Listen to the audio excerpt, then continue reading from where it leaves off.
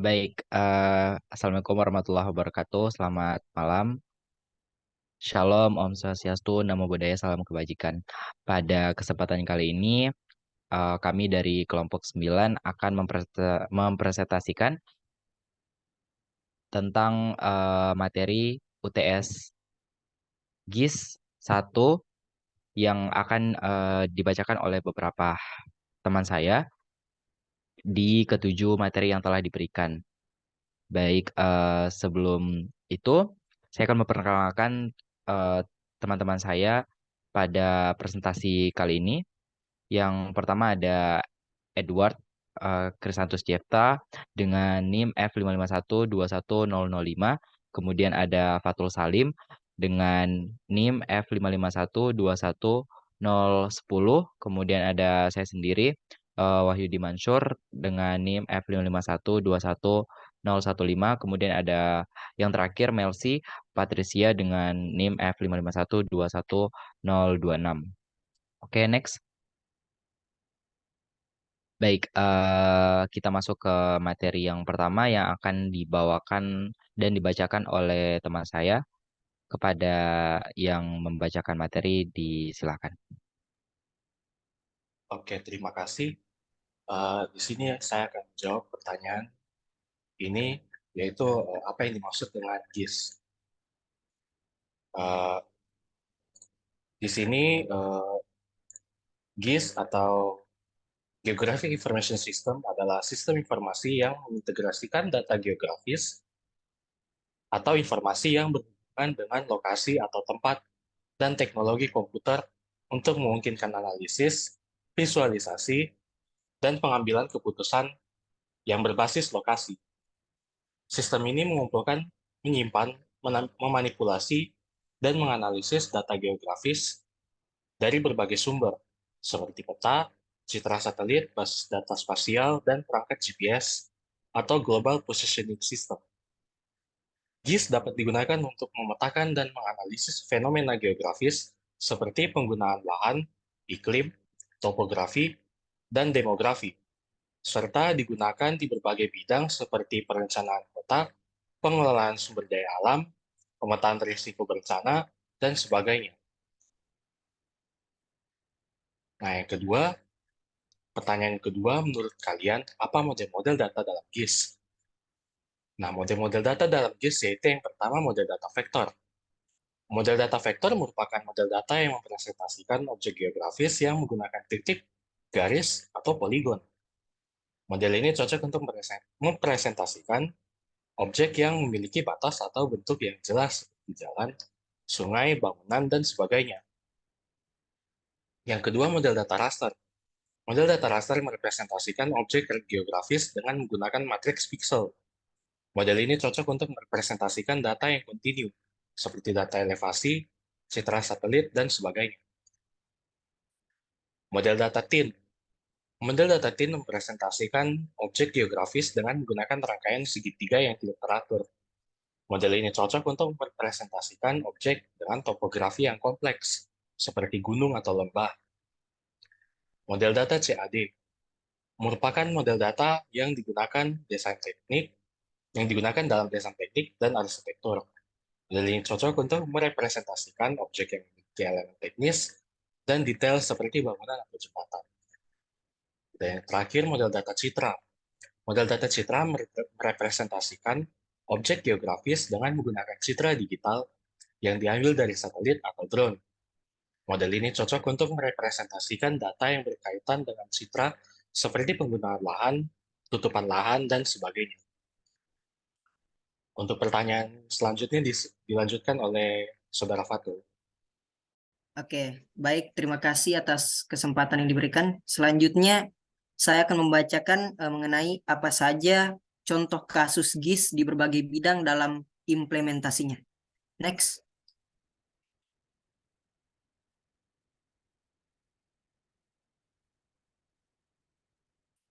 Baik, implementasi GIS dalam tiap bidang.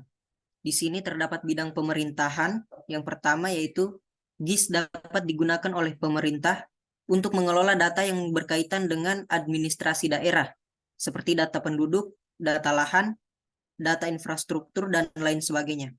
Dengan menggunakan GIS, pemerintah dapat memvisualisasikan data tersebut dalam bentuk peta sehingga memudahkan pengambilan keputusan dan perencanaan.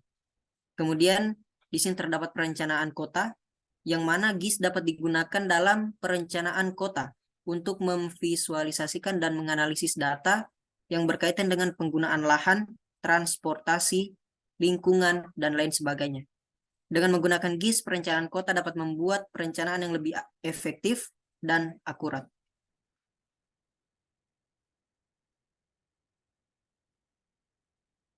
Ya, kemudian selanjutnya terhadap bidang lingkungan, di mana GIS dapat digunakan untuk manajemen lingkungan seperti pengelolaan sumber daya alam, pemetaan keanekaragaman hayati, dan pemantauan perubahan iklim.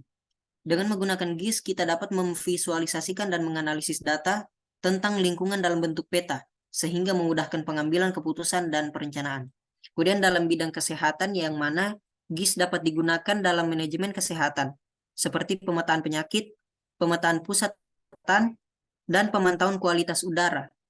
Kemudian dengan menggunakan GIS, kita dapat memvisualisasikan dan menganalisis data tentang kesehatan dalam bentuk peta, sehingga memudahkan pengambilan keputusan dan perencanaan. Kemudian implementasi GIS dalam bidang bisnis, di mana GIS dapat digunakan dalam bisnis untuk analisis lokasi seperti pemetaan pelanggan, pemetaan pesaing, dan pemetaan pasar potensial. Dengan menggunakan GIS, kita dapat memvisualisasikan dan menganalisis data tentang lokasi dalam bentuk peta, sehingga memudahkan pengambilan keputusan dan perencanaan. Kemudian terdapat pertanyaan selanjutnya mengenai GIS, di mana membutuhkan tentang jelaskan data raster dan vektor dengan beberapa model poligon, shape lines, thin, network, dan spaghetti. Ya. Oke. Selanjutnya di sini terdapat data raster, di mana data raster adalah jenis data geospasial yang mempresentasikan informasi geografis dalam bentuk matriks pixel berwarna atau grid. Setiap pixel dalam matriks mempresentasikan nilai yang mewakili sifat geografis dari lokasi yang bersangkutan. Contoh sifat geografis tersebut meliputi topografi, curah hujan, penggunaan lahan, atau intensitas cahaya. Next.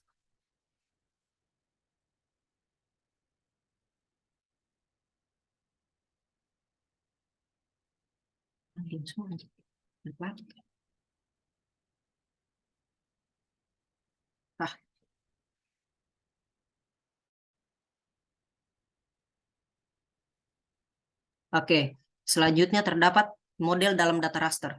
Di sini model dalam data raster terdapat dua bagian. Yang pertama, model poligon. Model ini mempresentasikan objek atau fitur geografis sebagai poligon atau area yang dikelilingi oleh batas tertentu. Contohnya adalah representasi daerah aliran sungai atau pola penggunaan lahan di suatu wilayah. Kemudian nomor dua dari model dalam data raster yang kedua adalah model shape. Model ini digunakan untuk mempresentasikan fitur geografis sebagai bentuk sederhana seperti lingkaran, segitiga, atau persegi. Contoh penggunaannya adalah untuk mempresentasikan titik-titik kebakaran hutan pada peta. Next.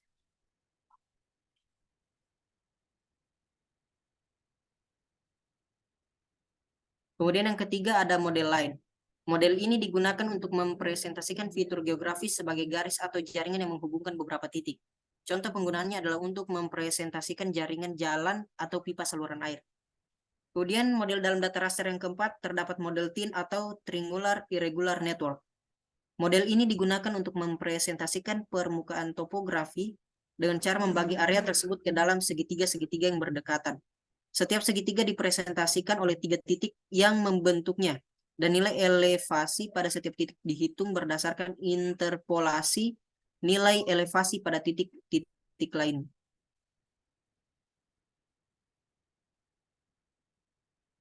Kemudian model data raster yang terakhir, yaitu model network.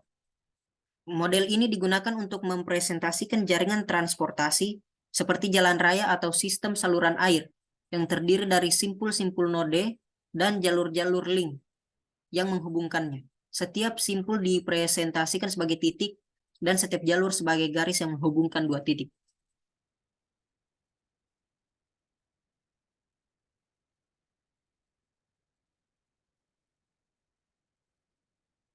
Kemudian data vektor. Data vektor memiliki makna yaitu jenis data geospasial yang merepresentasikan informasi geografis dalam bentuk objek-objek geometris, seperti titik, garis, atau poligon. Setiap objek di dalam data vektor memiliki atribut yang mempresentasikan sifat-sifat geografis dari objek tersebut. Contoh atribut tersebut meliputi nama jalan, jenis tanah, ataupun ketinggian suatu titik.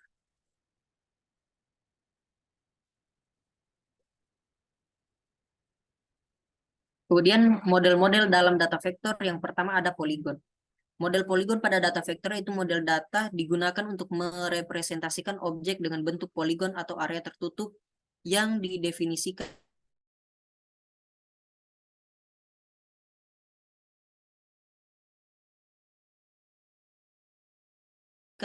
bangunan atau taman kota. Kemudian model data vektor yang kedua yaitu shape, di mana model data ini digunakan untuk merepresentasikan objek dengan bentuk simpel seperti lingkaran atau kotak. Objek-objek yang dapat direpresentasikan menggunakan model ini biasanya tidak memerlukan banyak detail geometri. Contoh objek yang dapat direpresentasikan menggunakan model ini adalah jaringan pipa, jaringan listrik, ataupun jalan raya. Kemudian model dalam data vektor yang ketiga ada lines. Model data ini digunakan untuk merepresentasikan objek dengan bentuk garis atau poligon yang terbentuk dari beberapa titik koordinat yang terhubung secara berurutan. Objek-objek yang dapat direpresentasikan menggunakan model ini adalah jalan, sungai, atau rel kereta api. Kemudian model data vektor yang keempat yaitu TIN atau Triangulate Irregular Network. Model ini dapat digunakan untuk merepresentasikan bentuk permukaan bumi seperti gunung, bukit, ataupun lembah. Model ini terbentuk dari jaringan segitiga yang terdiri dari 3 titik koordinat yang membentuk bidang miring yang mengikuti kontur permukaan bumi. Kemudian model data vektor yang kelima yaitu model data ini digunakan untuk merepresentasikan jaringan atau sistem seperti jaringan jalan, jaringan pipa, atau jaringan listrik. Model ini terdiri dari simbol atau node dan ruas jaringan atau edge yang menghubungkan simpul-simpul tersebut. Kemudian yang terakhir dari model data vektor yaitu spaghetti. Model data ini digunakan untuk merepresentasikan objek yang tidak memiliki bentuk yang jelas seperti awan, polusi, atau gugusan bintang. Model ini juga terdiri dari serangkaian titik koordinat yang dihubungkan secara acak untuk merepresentasikan bentuk objek secara kasar. Baik, selanjutnya akan saya serahkan kepada teman saya. Disilakan. Oke, selanjutnya untuk pertanyaan selanjutnya, jelaskan peta dan bagaimana menghitung skala pada peta. Next.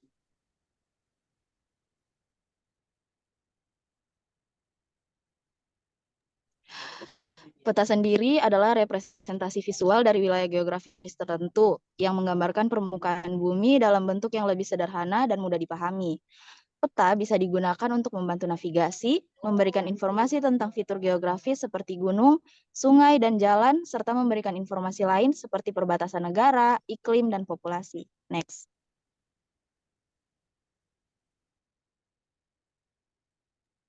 Kemudian skala pada peta adalah perbandingan antara jarak pada peta dengan jarak sebenarnya di dunia nyata. Dengan skala ini, kita dapat mengukur jarak antara dua titik pada peta dan kemudian kondisinya ke jarak sebenarnya di dunia nyata. Skala pada peta biasanya ditunjukkan dalam bentuk fraksi, misalnya 1/10.000, yang artinya setiap 1 unit pada peta mewakili 10.000 unit dunia nyata. Untuk menghitung skala pada peta, kita perlu mengetahui jarak sebenarnya di antara dua titik yang telah diketahui, dan jarak pada peta antara dua titik yang sama. Kemudian kita bisa menghitung skala dengan rumus sebagai berikut, yaitu skala sama dengan jarak sebenarnya dibagi dengan jarak pada peta. Selanjutnya, sebagai contoh, jika jarak sebenarnya antara dua titik adalah 10 km, dan jarak pada peta antara dua titik tersebut adalah 1 cm, maka skala pada peta adalah 1:1 juta. Karena 1 cm pada peta mewakili 1 juta cm atau 10 km di dunia nyata. Selanjutnya,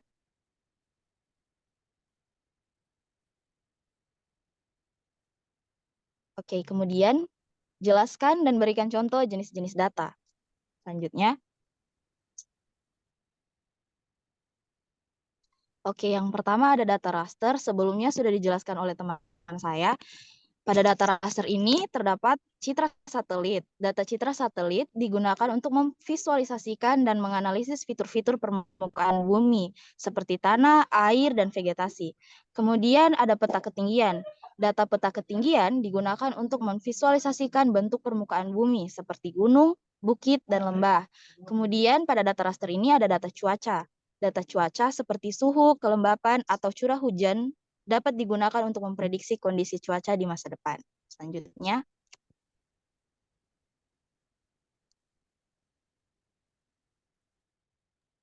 kemudian terdapat data vektor yang sebelumnya juga sudah dijelaskan oleh teman saya. Pada data vektor ini terdapat titik yang merupakan data lokasi rumah sakit, sekolah, atau stasiun kereta api. Kemudian ada garis yang merupakan data jalan, sungai, atau rel kereta api. Kemudian ada poligon yang merupakan data batas administrasi suatu wilayah, zona industri, atau area hijau di kota. Selanjutnya, selanjutnya terdapat data atribut. Data atribut menyimpan informasi non-spasial seperti nama, alamat, atau jenis kegiatan yang terkait dengan suatu objek pada peta.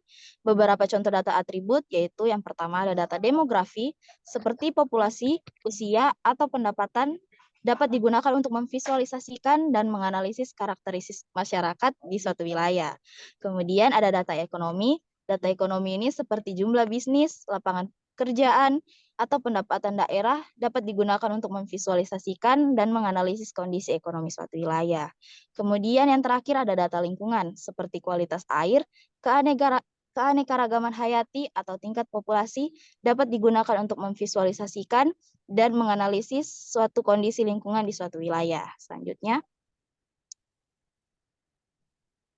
untuk selanjutnya akan dijelaskan oleh teman saya, Wahyudi.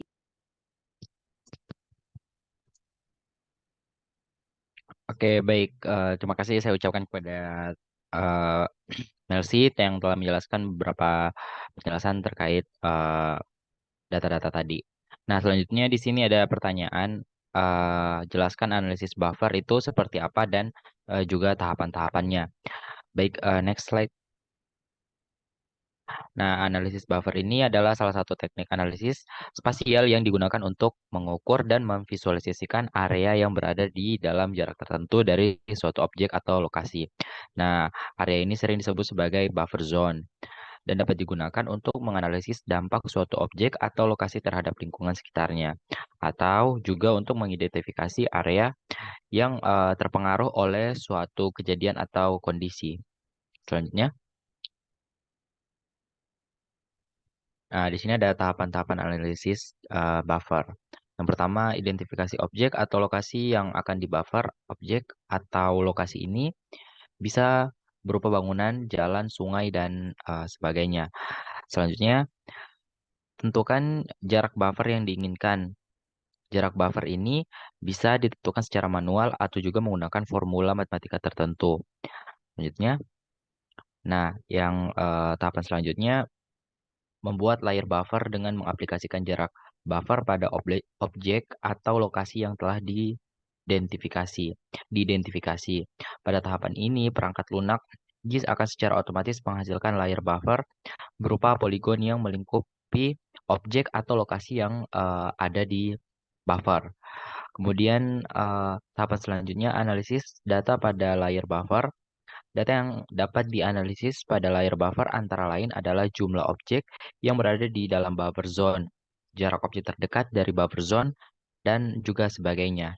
Selanjutnya, ya tahapan yang terakhir yaitu memvisualisasikan hasil analisis buffer. Nah, hasil ini dapat divisualisasikan dalam bentuk peta yang menunjukkan area yang terpengaruh oleh objek atau lokasi yang dibuffer.